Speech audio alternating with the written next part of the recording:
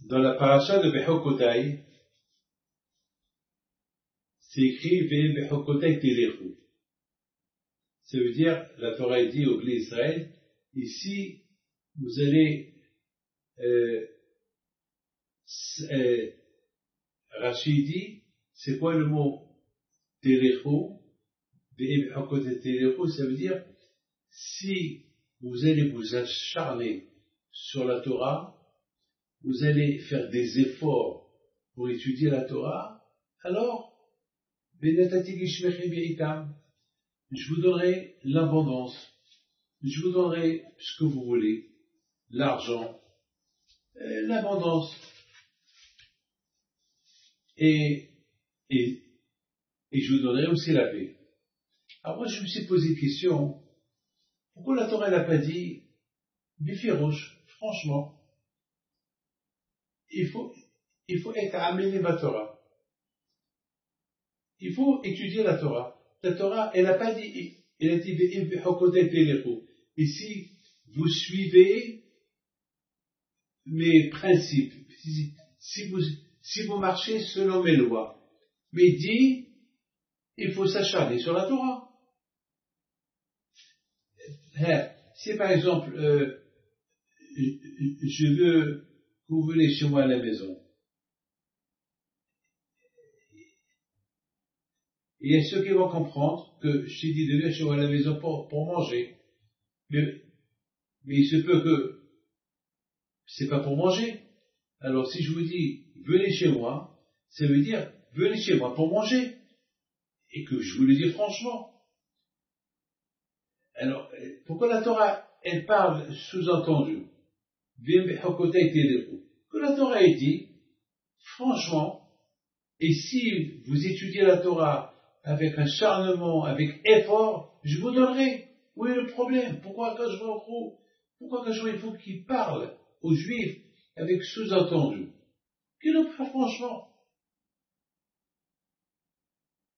Vous avez compris la question? Alors pourquoi il n'a pas dit buffet rouge? Maintenant, la deuxième question, elle est, pourquoi Hachem il veut qu'on donne des efforts dans l'étude de la Torah? Pourquoi la Torah n'a pas dit, il faut étudier la Torah, c'est tout? Pourquoi amélior? Pourquoi l'effort?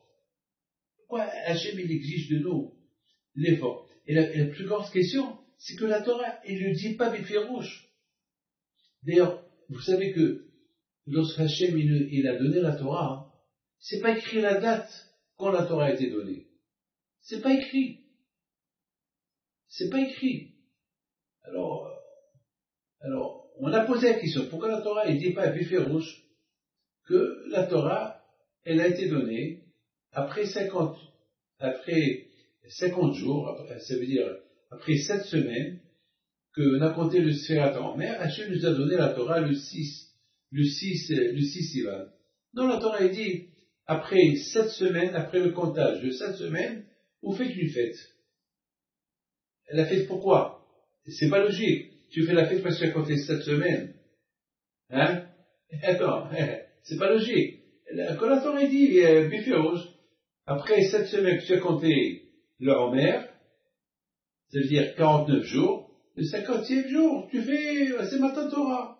Hachem dans la Torah, mais la Torah l'a pas dit. La Torah l'a pas dit. Alors pour ça, on peut répondre que Hachem, il n'a pas voulu écrire la date de Matan Torah, parce que Hachem, il veut que chacun de nous, il sache que la Torah, c'est n'importe quel jour. Il n'y a pas de date pour recevoir la Torah. Le jour que toi, tu décides de recevoir la Torah, ta date, c'est ma date, à quel jour il dit. Il n'y a pas de date précise. Il n'y a pas de date précise. Pour la fête de Pessah, il y a une date précise. Pour un mariage, il y a une date précise. Pour Sukkot, Hanouka, Purim, Rosh Hashanah, Kippour, il y a une date précise, tout Bishvat. Mais pour la Torah, il n'y a pas de date. Pourquoi il n'y a pas de date? Parce que, Akadosh Baruch Hu, il veut que tu saches que ta date, c'est ma date. C'est tout, que ta date, c'est ma date. Ah, maintenant, la question, elle reste. Quelle est la raison pourquoi la Torah, elle veut qu'on s'acharne sur l'étude de la Torah? Et pourquoi la Torah, elle n'a pas écrit Bifirouche? qu'il faut étudier la Torah avec effort. Pourquoi la Torah l'a pas dit?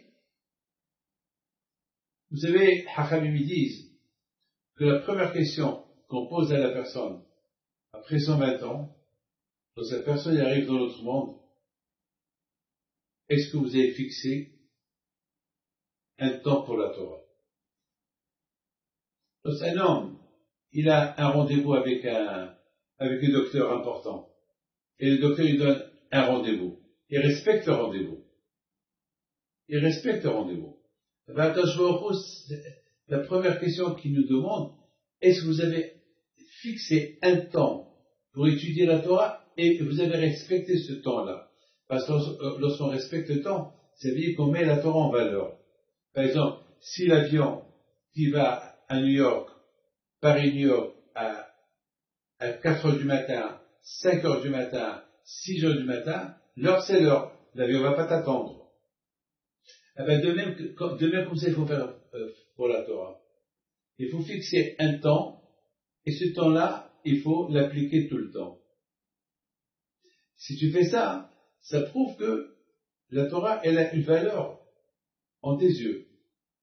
Il faut savoir une chose, que le plus grand Sahara qu'il existe, où il peut te pousser. Vous savez que le Sahara, il se déguise. Le Sahara, le Satan, il se déguise. Il te montre qu'il est avec toi, mais il n'est pas avec toi. Il veut t'avoir dans ses mains. Le seul moyen où tu peux gagner le Sahara, lorsque tu fais les efforts, c'est l'effort. Le Mahamat. L'effort. Alors je pense que c'est pour ça la Torah, elle nous a pas parlé quand la Torah, franchement, qu'il faut faire des efforts pour étudier la Torah. La Torah, moi je pense comme ça, c'est écrit, c'est quoi le mot téléro? Vous savez, c'est comme si quelqu'un qui a un rendez-vous. Alors, il a un rendez-vous et il faut qu'il aille à un rendez-vous. Alors, pour arriver à son rendez-vous, qu'est-ce qu'il fait? Il marche. Mettons, selon la distance du rendez-vous, alors il va faire plus vite. Alors, étant donné qu'on ne sait pas quand on va mourir, alors il faut aller plus vite. Alors, téléro, ça veut dire, tu sais que, étant donné que tu sais que la première question qu'on va te poser dans l'autre monde, est-ce que tu as fixé? Donc, ça veut dire, il faut faire des efforts. Il faut téléro, il faut marcher, il faut faire vite. Et c'est ça, c'est la raison pourquoi la Torah n'a pas voulu t'écrire qu'il faut étudier. Parce que c'est évident. C'est comme par exemple si je dis à quelqu'un, il faut que tu manges.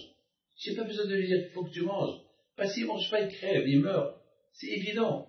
Et la Torah, c'est évident. On a été créé pour étudier la Torah. Hachem a créé le monde pour la Torah. Et en plus, Hachem, il t'a pas donné le temps, il t'a pas donné la date qu'il t'a donné à la Torah pour te dire que ta date, c'est ma date. Le jour que tu décides à étudier la Torah, alors, tu peux. Donc maintenant, on comprend très bien. C'est pas la peine que la Torah étudie. Étudie. Il faut étudier la Torah. C'est pas la peine que la Torah étudie. Il faut faire des efforts. C'est logique. C'est quelque chose que toi-même tu peux comprendre. Vous savez, un bébé, lorsqu'un bébé, il va naître, il cherche à téter le lait. Il cherche. Il a un instinct. Vous savez, jamais, bébé, hein, je vous le dis. Vous savez, une fois j'ai vu un petit film d'un loup, pas un loup, pardon, un ours polaire, qu'il a mis au monde deux enfants, et les enfants, ils étaient aveugles, ils étaient tout petits, ils cherchaient pour téter le lait de leur mère. C'est la folie, ils cherchaient, ils avaient la bouche ouverte, ils cherchaient. Et c'est pas la mère qui va les pousser, et c'est pas la mère qui va venir, voilà, à eux de trouver. Donc nous aussi, l'être humain, il a l'obligation de chercher c'est quoi son but dans ce monde-là. Il faut qu'il trouve. Attends, il n'est pas venu pour rien. Il est venu pour écouter Hachem. Il est venu pour servir Hachem. Alors pour écouter Hachem et servir Hachem, c'est lui de faire l'effort. Et c'est la raison pour laquelle la Torah, elle n'a pas mis le point dans la Torah, liot oskim batorah be'amal. C'est facile. Parce que c'est évident. Parce que Hachem, il t'a pas donné la date pour te dire que la date, c'est sa date. La date que tu choisis, tu dis la Torah, et respecte tes mitzvot, alors ta date, c'est sa date, il n'y a pas de problème. Alors pourquoi tu peux pas que je vois écrit? Il faut étudier la Torah. C'est évident. Quelle est la raison pourquoi on a quitté l'Égypte? On n'a pas quitté l'Égypte, Hachem ne nous a pas fait tous ces miracles de l'Égypte uniquement pour nos beaux yeux. Non. Quand je vois il nous a aidés à quitter l'Égypte pour une seule raison, pour recevoir la Torah, pour nous donner la Torah. C'est pour ça que la Torah n'a pas écrit la date. Quand la Torah est donnée. Et c'est pour ça que la Torah, elle ne te dit pas qu'il faut l'étudier avec effort, etc., etc. C'est quelque chose qui est tout à fait... Parce que tu sais très bien que ça va être la première question qu'on va te poser après 120 ans. Est-ce que tu as fixé des horaires? Parce que lorsque quelqu'un qui fixe ses horaires, ça veut dire que la Torah est importante dans ses yeux. Comme cet avion-là, qu'il est à 5 heures du matin, il ne faut pas qu'il le rate. Il va courir pour l'avoir. Vous savez, une fois Rabbi Israël Salanter, il a dit une phrase extraordinaire. Il a dit, quelqu'un qui n'a pas mangé trois repas, il a raté 3 repas, et ce lendemain, il va dire, bon, je vais récupérer 3 repas que je n'ai pas mangé hier, c'est trop tard. C'est trop tard. Donc c'est la raison pourquoi c'est écrit Téléro. Ça veut dire, il faut courir dans l'étude de la Torah. Et lorsque tu cours, tu fais l'effort. Ça veut dire que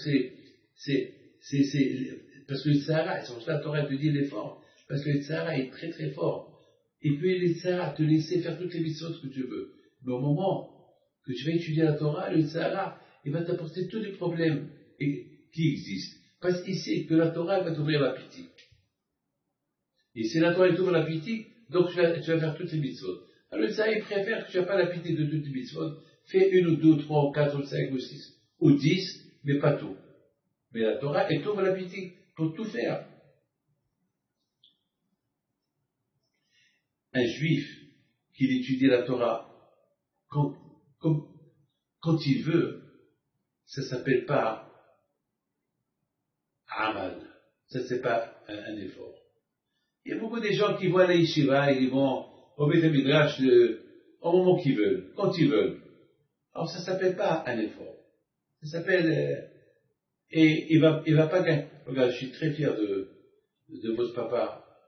Et beaucoup de fois, j'étais au Shalaim et il savait que j'allais être à telle et telle heure et il n'a pas honte de me dire, Rabbi David, est-ce qu'on peut se voir ou un peu avant ou un peu après parce que j'ai un chiot. Ton père il me dit ça, j'aurais pu lui dire, toi tu me dis ça à toi, je l'admire parce qu'il a raison. Il a raison, et ça serait une avéra de ma part de lui dire, non, il faut s'adapter à mon heure.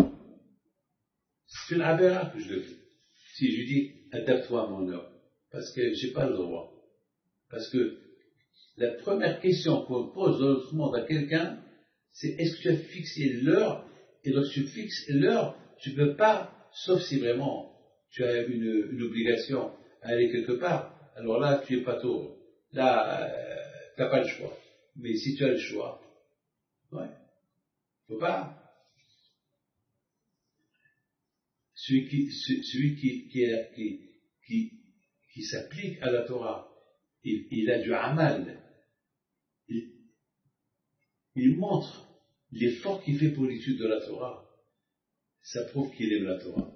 Parce qu'il n'est pas là pour l'argent. On fait l'effort pour le gagner, pour voyager. On fait tout pour avoir des vacances. On fait tout, on fait l'effort. Il y a tout. Il y a une femme qu'une fois, je l'ai entendu me dire, Rabbi David, je me serre la ceinture pour faire un voyage à Essaouira. Je me serre la ceinture. Elle fait un effort. Jamais j'oublierai la phrase de cette femme-là. Je me serre la ceinture pour aller à Essaouira. C'est ça le ramal. Maintenant, il faut savoir une chose. Vous savez que Amalek, il est venu faire la guerre contre les Juifs. Pourquoi? Parce que les Juifs, ils se sont un peu relâchés de la Torah.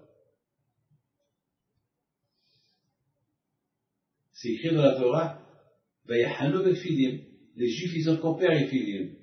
Alors, Hacham lui disent, Refidim, c'est quoi? On n'a pas vu une ville qui s'appelle Refidim. Et Hacham lui disent, mais la Torah. Ils se sont un peu relâchés de l'étude de la Torah. Et pourtant, ils n'ont pas encore reçu la Torah.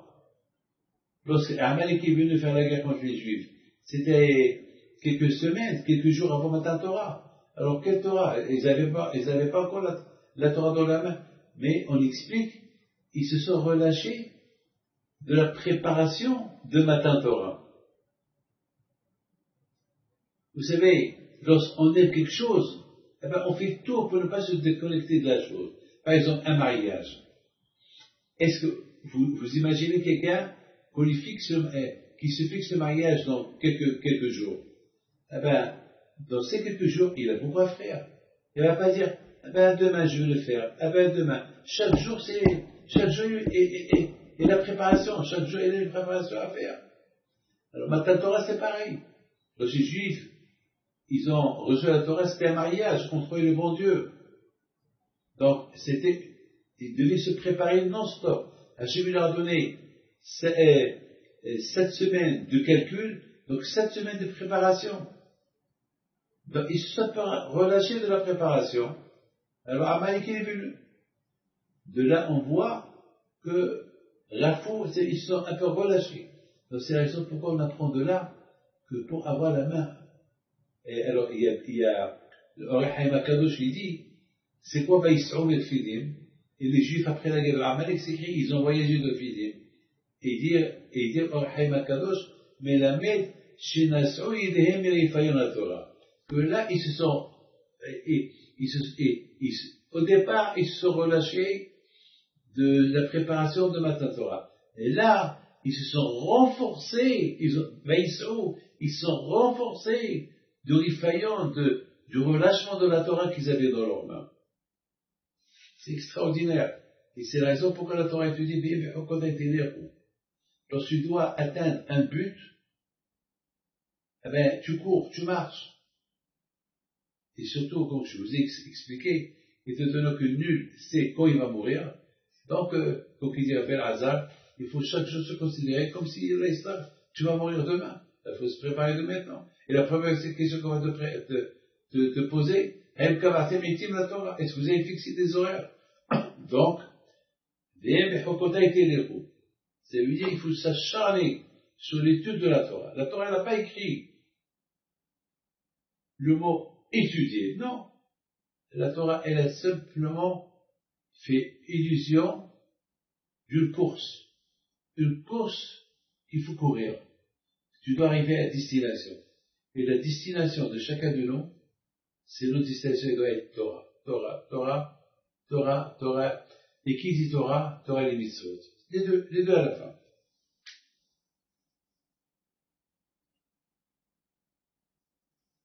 Il faut savoir une chose. C'est la raison pourquoi la Torah dit vous savez c'est quoi Hokotai? Hok, c'est une loi. Les lois qu'on ne connaît pas les raisons. Alors vous savez que les lois qu'on ne connaît pas les raisons, on peut se relâcher. Par exemple, Nida. Pourquoi Nida? Pourquoi la femme doit aller au mikvé? Pourquoi pas une douche? Pourquoi il faut le mikvé? Pourquoi on n'a pas le droit de manger le cochon? Pourquoi le lait et la laine? Sha'atnes. Pourquoi ne pas manger le ham? Et il y a beaucoup de hokim. On ne connaît pas les raisons. On ne sait pas, on ne connaît pas. On ne sait pas. Alors, dans les hokim, dans les lois qu'on ne connaît pas les raisons, on peut se relâcher. Est-ce ne pas tuer? Je sais. On fait attention. Ne pas voler? On sait. On fait attention. Il y a beaucoup de choses que, respecte ton père et ta mère, on sait. Respecte Shabbat, on sait, parce Hachem, il a créé le monde en 6 jours, et le 7e jour il s'est reposé, et Hachem il veut que tu sois son associé. On comprend. Mais il y a beaucoup d'émissions qu'on ne comprend pas. Alors on risque de, par exemple, il y a la mitzvah de Shiloh Hakem. Par exemple, si tu vois un pigeon assis sur des œufs, tu prends la maman, tu la renvoies, et tu prends les œufs. Et si tu fais ça, tu as une longue vie. Quelle longue vie? C'est de la cruauté. La pauvre la maman, tu lui prends ses œufs, tu la renvoies, tu lui prends ses œufs. La pauvre, elle retourne, elle ne trouve pas les œufs. Elle a de la peine, elle pleure. Alors, c'est dur, mais ça c'est des lois. Alors on risque de se relâcher dans les lois. Et c'est la raison pourquoi la Torah a dit, ça veut dire, de les lois qu'on ne comprend pas. Attention, il ne faut pas se relâcher. Il faut les faire avec effort. Alors, qui dit les lois que je ne comprends pas, il faut les faire avec effort. Alors, même les lois que je comprends, il faut les faire aussi avec effort. Parce que la Torah n'a pas donné de différence entre ceux que tu comprends le raisonnement et ceux que tu ne connais pas le raisonnement. C'est pareil pour le bon Dieu. Vous savez, vous arrivez, le roi vous invite. Vous avez une table, la plus belle table du monde. Il y a de tout sur la table. Mais qu'est-ce qu'il y a sur la table? Il y a des assiettes. Et je vais aller manger les assiettes? Non. Il y a des salades. Mais ce quoi le plus important? C'est le repas. C'est le repas du chef. Alors, tu as les assiettes que tu ne manges pas. Tu as les fourchettes et cuillères que tu ne manges pas. Tu as les petites assiettes un petit pain, ça va. Il y a un peu de salade, ça va. Mais c'est quoi le vrai repas? C'est le steak, c'est le repas royal. Mais les petites choses et les grandes choses, ils ont une valeur. Pourquoi? Parce qu'ils sont posés sur la table du roi. Tout ce qui est sur la table du roi, il a la valeur. Même la salade, même le papier qui est sur la table, il a une valeur parce que elle est royale. Vous savez, j'étais quelque part chez un roi, et vous savez qu'il m'a apporté un verre, j'ai demandé de l'eau. On m'a apporté un verre, et je dois par d'honneur, il y avait la couronne royale de chaque chose qu'il y avait sur la table. Même le verre en quoi je buvais, il y avait là-bas en or, gravé en or, la couronne royale. Je dois par d'honneur, parce que le roi, tout ce qu'il a, c'est royal. Alors, de même chez Akadosh Baruch Hu, les mitzvot que tu comprends et les mitzvot que tu comprends pas, c'est les mêmes. C'est vrai, ceux-là, il faut faire beaucoup d'efforts pour le comprendre. Ceux-là, t'as pas d'efforts pour le comprendre, mais c'est pareil chez Akadosh Baruch Hu. Et tu as compris la raison pourquoi Akadosh Baruch Hu, il n'a pas voulu écrire noir sur blanc. Il faut s'acharner sur la Torah, il faut l'étudier, il faut faire des efforts. C'est normal. Quel écart notre salta? Tu es né pour ça. Et c'est quelque chose qui est tout à fait normal. Je voudrais vous dire quelque chose. Vous savez que le jour de matin Torah, le monde est devenu comme à l'époque de Adam Arishon avant qu'il ait fauté. C'est la folie. Le monde, il est devenu, les Juifs, qui étaient à côté de Matan Torah, ils sont devenus comme Adam Arishon avant la faute.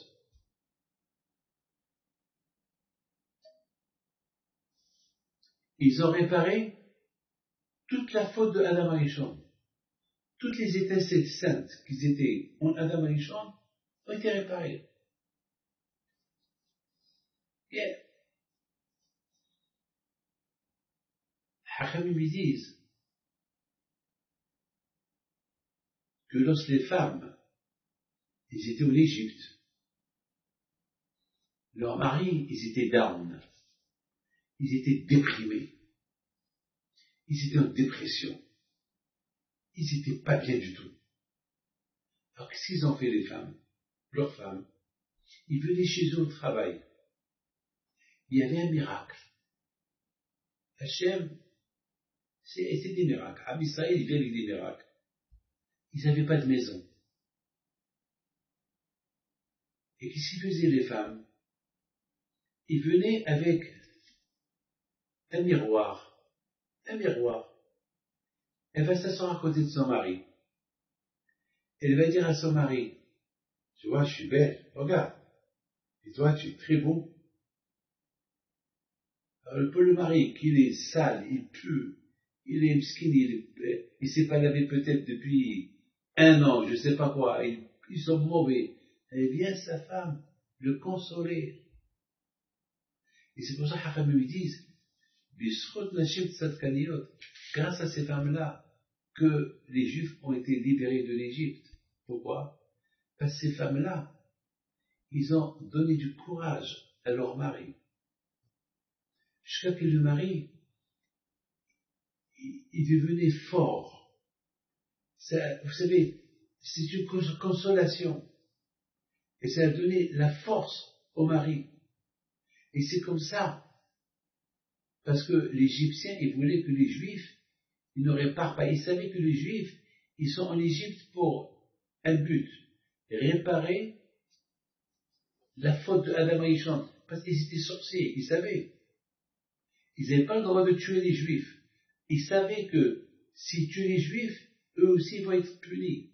Donc, ils les ont pas tués. Mais, ils ont fait souffrir, ils les ont obligés à ne pas respecter la Torah, à être idolâtres. Mais bon, Hachem, pour ne pas qu'ils arrivent à réparer les étincelles saintes de Adam et Ève. Et les femmes, ils venaient chez leur mari. Ils vont donner du confort. Ils vont donner du confort au mari pour que le mari, pour le consoler, il soit heureux. Et avec cette joie que les femmes donnaient à leur mari, les maris aient réparé les étincelles saintes. Bémet, je peux vous dire une chose. Les femmes, étaient très importantes. Ils ont mis leur ego de côté.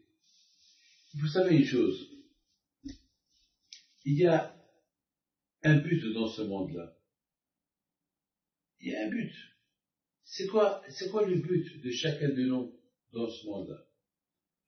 Le but à nous,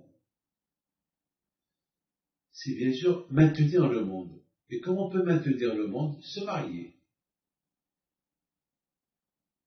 Faire des enfants. Parce que le monde sans l'être humain, c'est pas un monde. Mais de l'autre côté, n'oubliez pas, le monde sans Torah, c'est pas un monde. Donc finalement, c'est grâce aux femmes tzadkaniyot qu'ils ont donné du confort à leur mari que les hommes, ils étaient assez solides, assez forts pour aller avec leurs femmes et faire des enfants. Et ces enfants-là, pour continuer la continuité du monde, pour recevoir la Torah. Et c'est pour ça Hachem il a dit à Moshe Rabbeinu, lorsque les femmes ils vont apporter des miroirs à eux, utilise-les pour la construction du Mishkan. Moshe Rabbeinu il n'a pas compris, il a dit pourquoi? Le miroir c'est le Sahara, c'est le miroir, la femme il se maquille, c'est le Sahara. Hachem il a dit à Moshe Rabbeinu, oui, les femmes ils ont utilisé les miroirs pour faire la mitzvah, pour faire des mitzvot.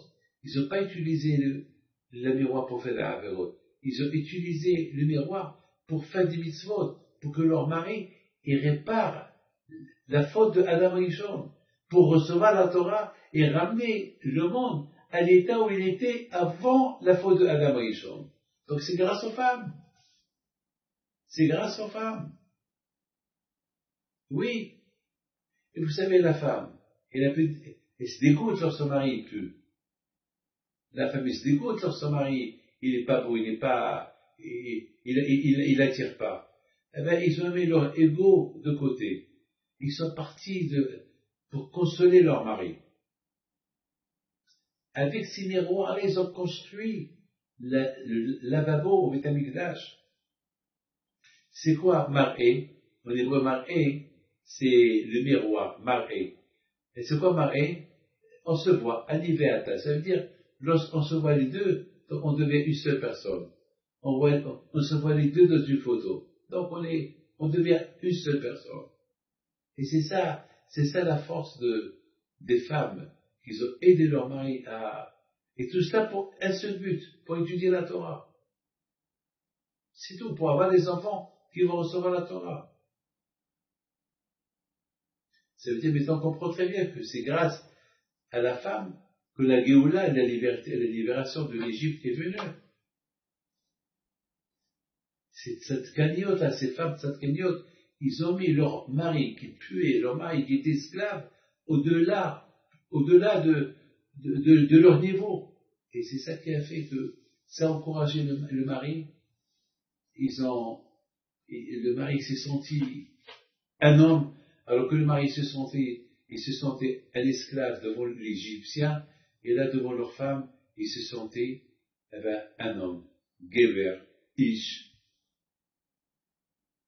Donc c'est les femmes qui ont rapproché la Géoula. Je peux vous dire une chose. Alors aujourd'hui, on attend Mashiach. Je peux vous dire, aujourd'hui aussi, c'est grâce aux femmes.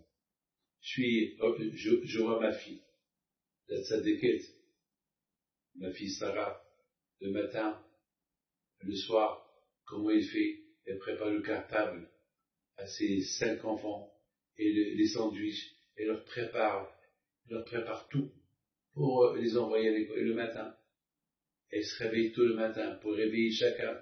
Elle va s'occuper toute seule, et de la petite qu'elle a 3 ans, et de l'autre qu'elle a 7 ans, et de l'autre qui a 11 ans, et de l'autre qui a 16 ans, et de l'autre qui a 16 ans, et 15 ans. Elle fait que là, ce travail qu'elle fait, c'est ça qui va rapprocher la Géoula. Les femmes aujourd'hui, comme ta maman aussi, comme ta maman, elle est très concernée sur l'éducation des enfants. C'est important l'éducation des enfants. C'est la Géoula. Je voudrais, maintenant, Baruch Hashem, ça c'est la première partie de ce cours-là, qui s'appelle les Bechokota.